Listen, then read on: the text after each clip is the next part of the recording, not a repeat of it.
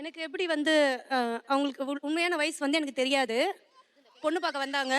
வந்துட்டு சரி ஓகே சொல்லிட்டோம். அம்மா வந்து அம்மாவுக்கு பிடிச்சிருக்கு. அ நல்லா இருக்காங்கம்மா மாப்பிள்ளை ஃபாரின்லாம் போயிட்டு வந்திருக்காங்க. உன்ன நல்லா பார்த்துப்பாங்க. நீ வந்து கல்யாணம் பண்ணிக்கன்னு சொல்லிட்டு அம்மா சொன்னாங்க. அப்புறமா மாப்பிள்ளை வெளிய போனதுக்கு அப்புறம் நான் தலைய பார்த்து தலைய இருக்குமா, அவங்க வந்து வயசு அதிகமா இருக்கும் போல.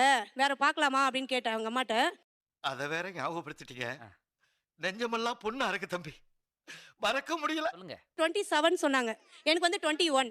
அவங்க வந்து 27 சொன்னாங்க. ஆனா அந்த வயசு வந்து பொய்ன்னு ரொம்ப நாள் கழிச்சு தான் தெரியும். எப்ப தெரியும் உங்களுக்கு? அ எனக்கு வந்து 2 மந்த்ஸ் கழிச்சு தெரியும் கல்யாணம் ஆயி. ஓ, முதல்ல அப்படி 21 தான் சொல்லியிருந்தாங்களா? ஆமா. எனக்கு அவங்களுக்கு வந்து 27 சொல்லியிருந்தாங்க. ஓகே.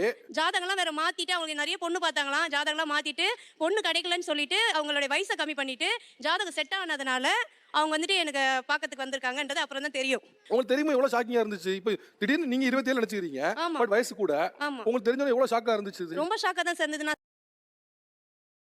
2 மாசம் கழிச்சு அவங்க ஹாஸ்பிட்டல் போகும்போது இதுல ரிசிப்ட்ல வந்து 37 இருந்துச்சு. 37 வயசு. 37 வயசு அவங்க கல்யாணம் ஆகும்போது எனக்கு 21 வயசு. அப்புறம் வந்து நான் கேட்டேன் மாமியார் எல்லாத்தையும் கேட்டேன். இல்லம்மா எங்களுக்கு தெரியாது. நாங்க வந்து வயசு வந்து குறிச்சு வைக்கல. அவங்க வயசு வந்து 27 தான் அப்படின்னு சொல்றாங்க. அப்புறமா ரொம்ப வருஷம் கழிச்சு தான் அவங்க ஒத்துக்கிட்டாங்க. என் வயசு இந்த வயசு இப்போ 52 நான் 37. சார் நான் கஷ்டப்பட்டது எனக்கு தான் சார் தெரியும். நான் 34 பொண்ணு பார்த்தேன் sir. What's your problem? No marriage. இல்ல சார், நீங்க பார்த்தது ஓகே, இது பண்ணது ஓகே. பட் நீங்க பண்ணது ஃப்ராட் தான இல்லையா? சார் அப்படிலாம் இல்லை சார். எனக்கு பொண்ணு கிடைக்கல சார்.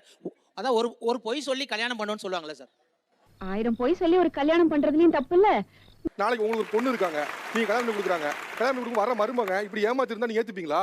சார் ஏத்துக்க மாட்டேன் தான் சார். நீங்க பேர் பண்ணது பேர் ஃப்ராட் தானே சார் இது? இல்லை சார், எனக்கு பொண்ணு கிடைக்கல. அந்த நேரத்தில் பார்த்து இதை எங்க வீட்டில் பார்த்து இதை பண்ணாங்க சார். நீங்களும் அதுக்கு ஒத்துக்கிட்டீங்க தானே பண்ணீங்க. நீங்க அதான் அவங்க பக்கம் திருப்பி விடுறீங்க. நீங்களும் ஒத்துக்கிட்டீங்களா அதுக்கு? சார் நான் 34 பொண்ணு பார்த்தேன் சார். 35வது பொண்ணு இந்த பொண்ணு தான் சார் கிடைச்சது. சார் நீங்க லேட் மேரேஜ்ல இருக்கக்கூடிய வழி எனக்கு புரியுது. லேட் மேரேஜ்னால என்னென்ன விஷயம் ஃபேஸ் பண்ணுவீங்கன்னு நான் புரிஞ்சுக்கிறேன். நான் உங்க பொய் சொல்றதா எனக்கு வந்து அது எவ்வளவு வயசு வித்தியாசமா இருக்கட்டும் அது தேவை கிடையாது. அந்த பொய் சொன்னாங்களா அதுதான் எனக்கு ரொம்ப நாளா கஷ்டமா இருந்துச்சு. லாஸ்டா ஒரு 10 வருஷம் கழிச்சு தான் ஒத்துக்கிட்டாங்க எல்லாருமே. அப்ப நான் ஒரு பைத்தியக்காரிமா தானே இருந்தேன். என்கிட்ட யாருமே உண்மையை ஒத்துக்கலையே. என்கிட்ட உண்மையை ஒத்துக்கும் போது நான் அதுல இருந்து ஃப்ரீ ஆனேன். ஃப்ரீ ஆயிட்டு பரவாயில்ல நம்ம எதா இருந்தாலும் ஏத்துக்கிட்டு நம்ம அன்பா தானே பாத்துக்கிறாங்க. நம்ம அன்பா இருக்கணும். கல்யாணம் ஆகி 10 வருஷம் கழிச்சு தான் தெரிஞ்சது மொத்தமே. ஆமா.